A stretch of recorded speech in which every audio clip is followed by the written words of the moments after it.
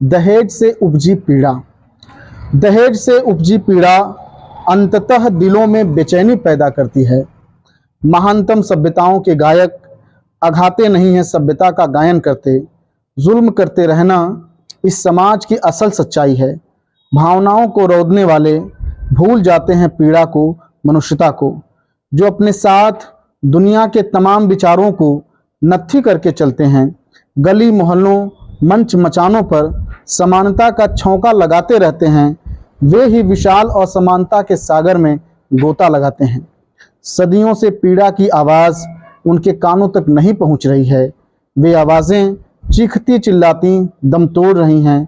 आज जब सब कुछ टूट रहा है तो उन दुखों को भी खत्म होना चाहिए था।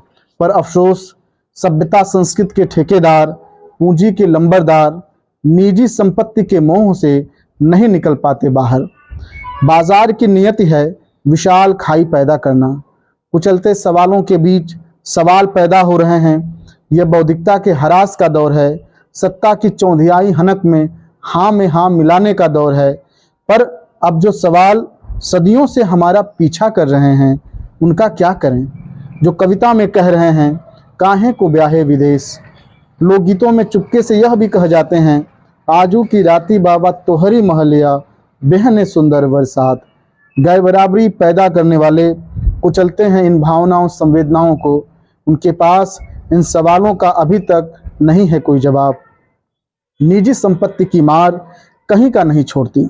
सब कुछ रेहन रखने से लेकर बहुत कुछ बेचने को मजबूर करती है। आज ज़रूरत है इसके मुंह से निकलने की, लड़ने की और सब कुछ बदल देने की।